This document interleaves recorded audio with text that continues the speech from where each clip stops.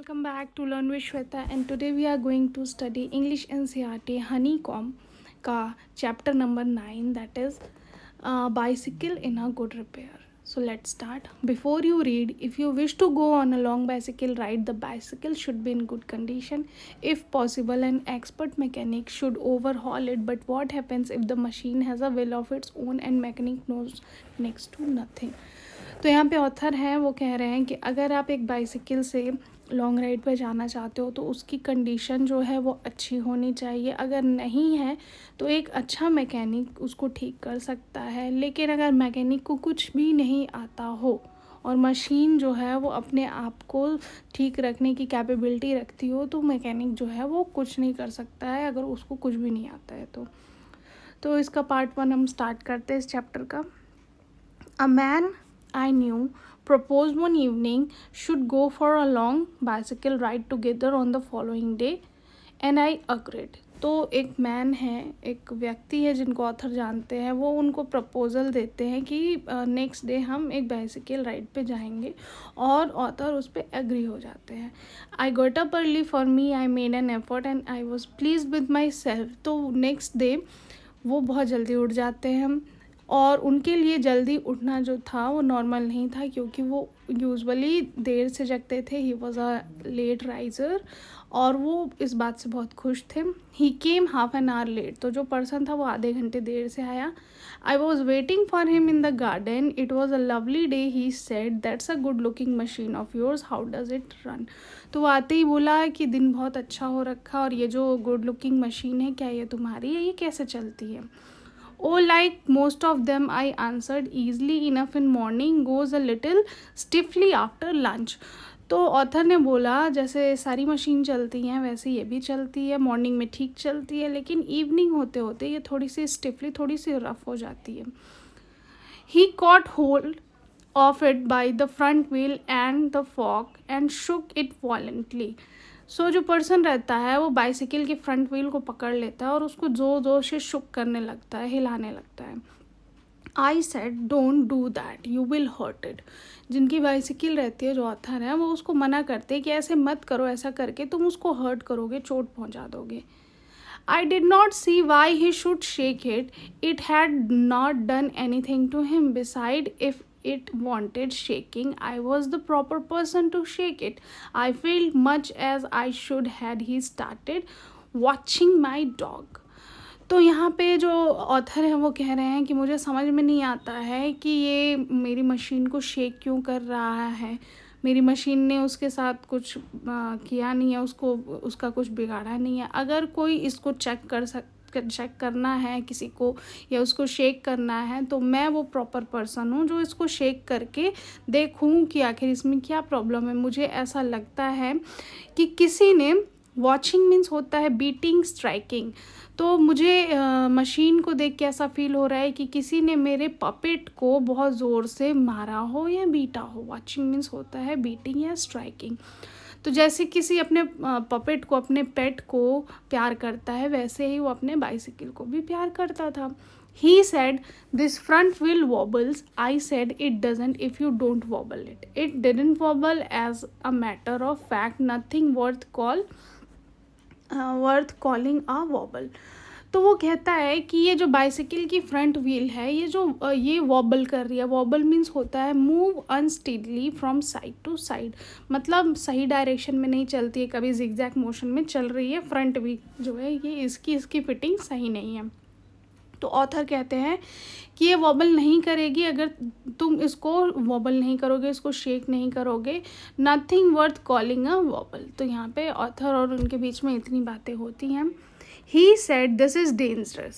Have you got a hammer? I ought to have been firm, but I thought that perhaps he really did know something about the business. तो वो जो person है वो उससे कहता है कि ये बहुत ही डेंजरस हो सकता है, क्या तुम्हारे पास कोई हैमर है, हथौड़ा है.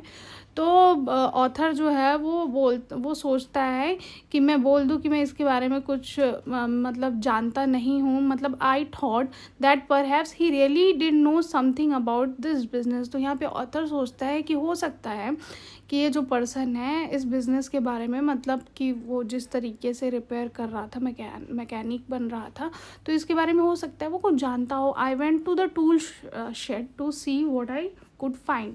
When I came back, he was sitting on the ground with the front wheel between his legs. He was playing with it, twiddling it, rounding between his fingers, and the remnant of the machine was laying on the gravel path beside him. So, तो इतना सोचने के बाद जो author हैं वो चले जाते हैं टूल शेड की तरफ और देखते हैं कि उनके पास क्या है, और वो लेके आने की कोशिश करते हैं. और जब जैसे ही वो हैमर लेके आते हैं वो देखते हैं कि जो पर्सन है उसने फ्रंट व्हील को टोटली ओपन कर दिया है और व्हील्स को अपने पैरों के बीच में रख के ट्विडलिंग कर रहा है, उसको अपने फिंगर से घुमा रहा है, उसके साथ खेल रहा है. एंड जो उसके रिमेनिंग पार्ट्स हैं, रेमिनेंट्स मीन्स होता है रिमेनिंग पार्ट्स, जो व्हील्स में कुछ नट बोल्ट्स होते हैं, बॉल्स लगी होती हैं, तो वो सारे पार्ट्स जो थे वहाँ के पाथ पे, मतलब वहाँ पे जो गार्डन था वहाँ पे इधर उधर फैले हुए थे. He said, it looks to me as if the bearing were all wrong. तो वो जो है जैसे ही ऑथर को देखता है वो कहता है कि मुझे ऐसा लग रहा है कि इसकी जितनी भी बॉल बियरिंग्स लगी हैं वो गलत तरीके से लगी हैं. I said, don't you trouble about it any more, you will make yourself tired, let us put it back and get off. तो मैं उससे बोलता हूँ कि तुम अपने आप को परेशानी में मत डालो, चलो हम इसको फिर से रीसेट कर देते हैं.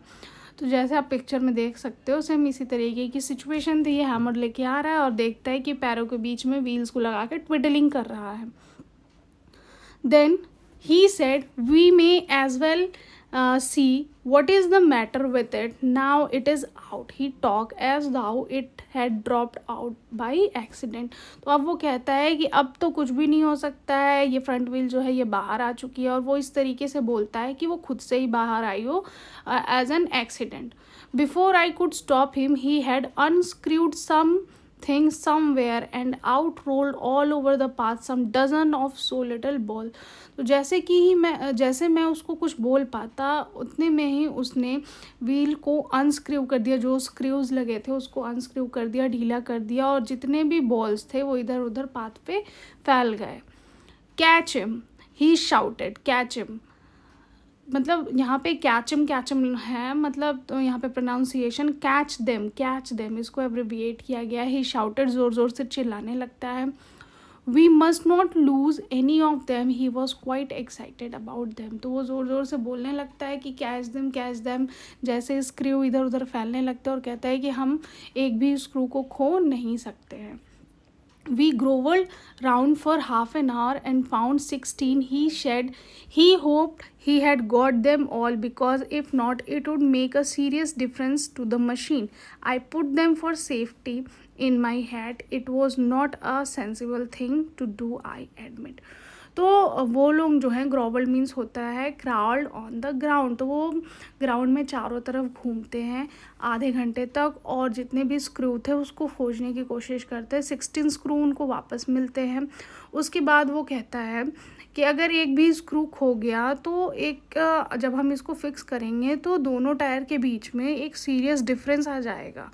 तो उसके बाद वो सेफ्टी के लिए जितने भी स्क्रू मिले रहते हैं अपनी हैट में रख देता है, और वो कहता है कि मुझे पता है कि ये कोई सेंसिबल चीज़ नहीं है जो मैं कर रहा हूँ. वो ये बात बोलते हुए एडमिट करता है जो ऑथर है. तो यहाँ पे फर्स्ट पार्ट ख़त्म हो गया, सेकेंड पार्ट स्टार्ट करते हैं.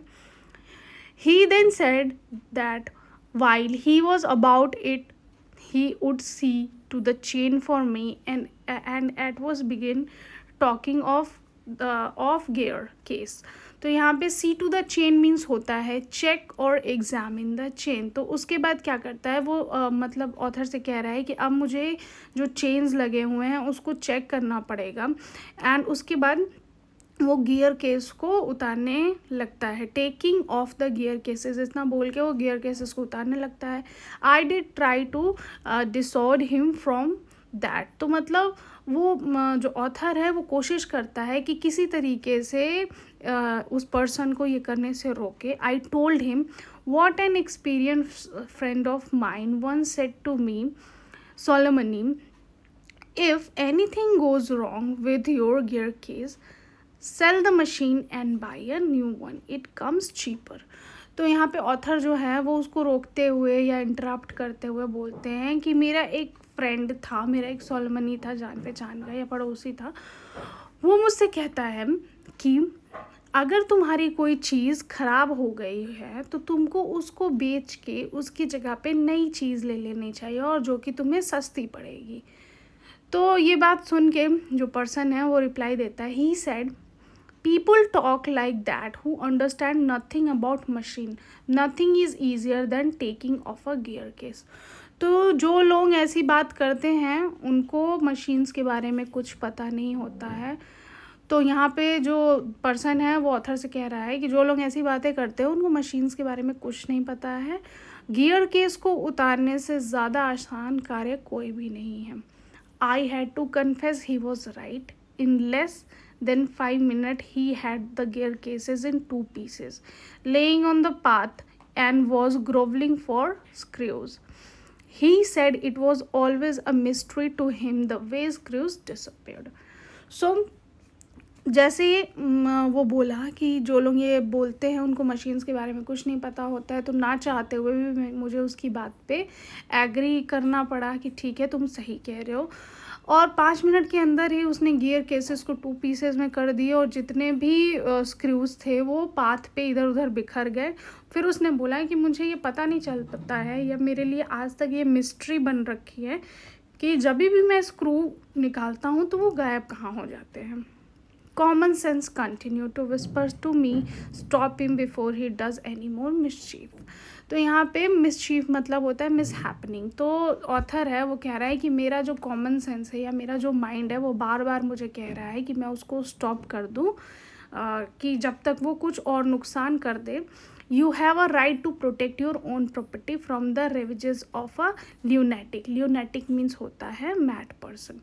तो यहाँ पे जो ऑथर है वो कह रहे हैं कि आपके पास ये राइट है कि आप अपनी पर्सनल प्रॉपर्टी को रेवेज मतलब डैमेज होने से रोक लो एक पागल पर्सन के हाथों से। Take him by the scruff the neck and kick him out of the gate. तो मुझे ऐसा फील हो रहा है कि मैं उसके कॉलर पकड़ के उठाऊं और उसको गेट के बाहर ले जाके फेंक दूं। But I am weak when it comes to hurting other people feelings and I let him meddle on. So उसके बाद जब मैं वहाँ पे कमज़ोर पड़ जाता हूँ, जब किसी पर्सन को हर्ट करने की बारी आती है, फिर मैंने उसको अपना काम करने दिया और वो थिंग्स को मर्डल ऑन करने लगा, मतलब मिक्सअप करने लगा। He gave up looking for the rest of the screw. He said screw had a knack of turning up while you least expected them, and that now he would see to the chain. तो उसके बाद वो जितने भी screw थे उनको देखने लगा और उसके बाद बोलता है कि जो स्क्रू हैं वो जब हम उसको टर्न अप करते हैं तो वो लीस्ट एक्सपेक्टेड देम होते हैं, मतलब कि जितनी हम एक्सपेक्टेशन करते हैं उतने ज़्यादा स्क्रूज हमें नहीं मिलते हैं। और उसके बाद वो चेन्स को देखने लगा। He tightened it till it would not move. तो वो चेन को इतना ज़्यादा टाइट कर दिया कि वो मूव ना कर सके। Next he loosened it until it was twice loose. उसके बाद जैसे ही चेन जो है वो टाइट हो गई थी उसको फिर वो लूज़ करना स्टार्ट कर दिया और उसको इतना ज़्यादा लूज़ कर दिया, 2 बार लूज़ कर दिया कि वो अपने नॉर्मल कंडीशन से भी लूज़ हो गई थी चेन। उसके बाद Then he said, we had a better thing about getting the front wheel back into its place again. उसके बाद वो बोलता है कि हमें अब मेरे पास एक बहुत अच्छी चीज़ है जो मैंने सोची है, हम फ्रंट व्हील को फिर से वहाँ पे लगा सकते हैं। I held the fork open and he worried with the wheel, and the end of the 10 minutes I suggested he should hold the fork and that I should handle the wheel and we change the places. तो यहाँ पे जैसे आप picture में देख सकते हैं कि कैसे उसने फॉक पकड़ा है और जो पर्सन है उसने व्हील पकड़ा है। तो ये लोग आपस में डिस्कस करते हैं कि हम कैसे व्हील को फिक्स करें। तो यहाँ पे थोड़ी देर बाद 10 मिनट बाद जो है ऑथर है वो सजेस्ट करते हैं कि मैं फॉक पकड़ता हूँ और तुम व्हील को पकड़ो। तो ये लोग अपना प्लेसेस जो है वो चेंज कर लेते हैं। At length we didn't get the thing into the position and the moment it was in position he burst out laughing. तो कुछ समय के बाद जो चीज़ें थी वो पोजीशन पे सेट हो गई और जैसे ही वो पोजीशन पे सेट हो गई अपनी अपनी जगह पे तो वो हंसने लगा। I said what's the joke? वो पूछता है ऑथर कि क्या मजाक है. He said well I am an ass. तो वो कहता है कि मैं एक पागल हूँ. तो it was the first thing he had said that made me respect him. I asked him what had led me to the discovery. तो ये जो पहली बात उसने बोली थी उस पर्सन ने अपने लिए कि मैं पागल हूँ या फिर मैं गधा हूँ, तो इस बात से ऑथर एग्री करता है और कहता है कि पहली बार लाइफ में इसने अपने लिए कोई सही चीज़ बोली है. उसके बाद वो पूछता है कि तुमने भाई ऐसी क्या डिस्कवरी कर ली जो तुम हंस रहे हो. He said we have forgotten the balls. तो यहाँ पे वो बोल रहा है कि हम लोगों ने सब फिक्स कर लिया लेकिन हम लोग बॉल्स लगाना तो भूल ही गए. I look for my head. I was trying. It was laying टॉपसी टर्वी in the middle of the path. तो मैंने अपने फिर मैं जो ऑथर हैं उन्होंने बॉल्स को संभाल के हैट में रखा था, तो वो अपने हैट को देखने लगे तो देखा कि जो उनका हैट है वो टॉपसी टर्वी कंडीशन में, मतलब उल्टी पुल्टी कंडीशन में पाथ पे, मिडिल ऑफ द पाथ पे पड़ा हुआ था. He was a cheerful disposition. He said, well, we must put back all we can find and trust to providences. तो यहाँ पे जो ऑथर हैं वो थोड़े से डिस्पोजिशन में हो जाते हैं और फिर बोलते हैं कि हम लोगों को जितने भी बॉल्स हैं उसको उसकी कंडीशन पे फिक्स कर देना चाहिए. एंड ट्रस्ट टू द प्रोविडेंसेस, मतलब जितने भी प्रोविडेंसेस हैं हमें उस पर बिलीव करना चाहिए. We found 11. We fix 6 on one side and 5 on the other. तो हमें 11 बॉल्स मिले थे, हमने 6 एक साइड फिक्स किया और 5 जो है एक साइड टायर में फिक्स किया. And half an hour later the wheel was in it place again. और आधे घंटे बाद जो व्हील्स थी वो फिर से अपने प्लेस पे सेटल हो गई. It need hardly be added that it really did wobble now. तो अब हमें ऐसा फील हो रहा था कि हमने इतनी मेहनत की है तो अब ये वॉबल नहीं करेगी, अनस्टेडी कंडीशन में नहीं चलेगी. A child might have noticed it. He said it would do for the present. तो किसी चाइल्ड ने नोटिस किया और वो उस प्रेजेंट कंडीशन में he said it do for the present. तो मतलब जो ये वॉबल नहीं करेगी तो वो अभी प्रेजेंट टाइम के लिए नहीं करेगी, फ्यूचर में इसके साथ कुछ ना कुछ मिस हैपनिंग हो सकती है. I said watching you to do this is the real use to मी.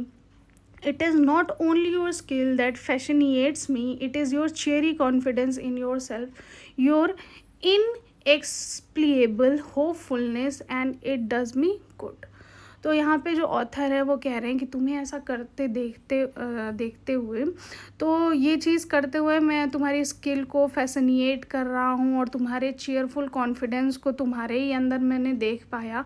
और यहाँ पे इनएक्सप्लेनेबल मीन्स होता है that can not be explain, mysterious. तो ऐसी तुम्हारी जो मतलब कॉन्फिडेंस है वो अनएक्सप्लेनेबल है, मैं उसको एक्सप्लेन नहीं कर सकता हूँ कि तुम कितने होपफुल हो.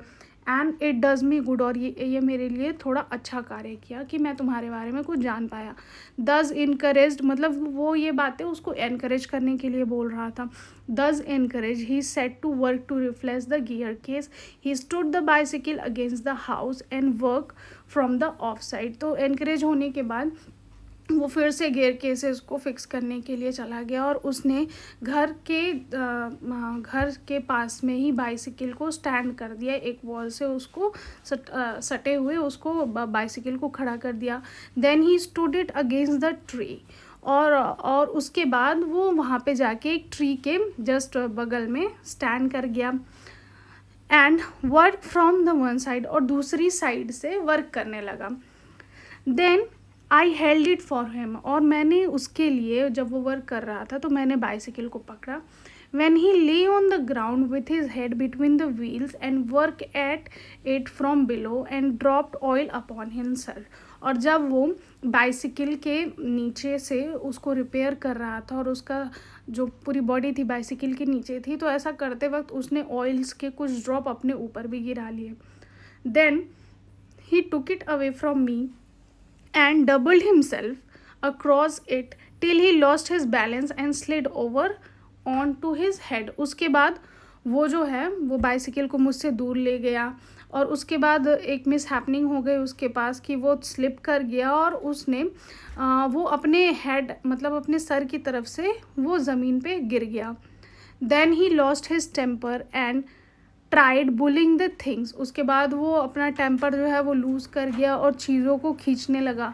The bicycle I was glad to see showed spirit.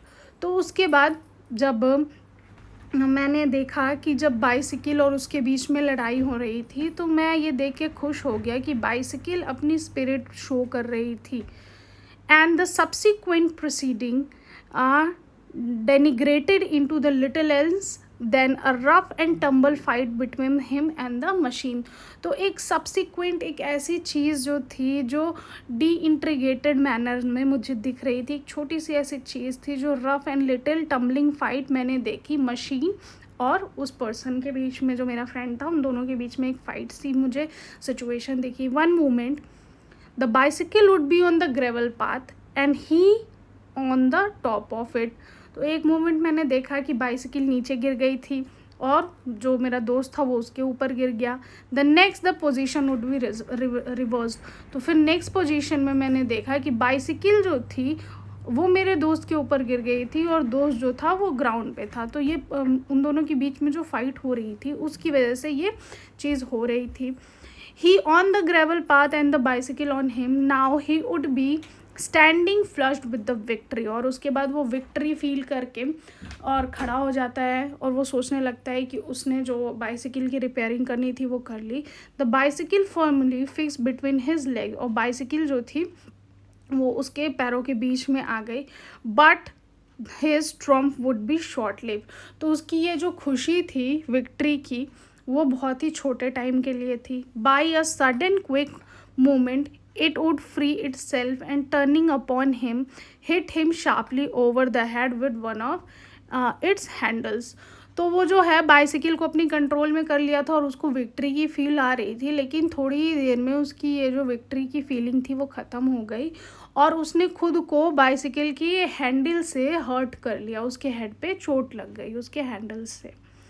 Then you can also see in the picture. Then at a 1:45, dirty and this well cut and bleeding, he said, I think that will do, and rose and wiped his brows. तो उसके बाद थोड़ी ही time में उसका जो कपड़ा था वो डर्टी हो गया था और उसके हाथों पे कट हो गई थी, ब्लीडिंग होने लगी थी. और उसके बाद वो बोलता है कि and that I think that will do, and rose and wiped his brows. तो वो अपने आप को साफ करने लगता है, अपनी ब्रोज को सही करने लगता है. The bicycle look as if it also had enough of it. तो अब ऐसा लग रहा था कि बाइसिकल भी उसकी हरकतों से परेशान हो गई है, इस वजह से वो उसको जगह जगह चोटें दे रही थी. Which had received most punishment it would have been difficult to say. तो यहाँ पे ये बताना बहुत ही मुश्किल है कि बाइसिकल को ज़्यादा पनिशमेंट मिली या जो मेरा फ्रेंड था उसको ज़्यादा पनिशमेंट मिली, ये बताना बहुत ज़्यादा मुश्किल है.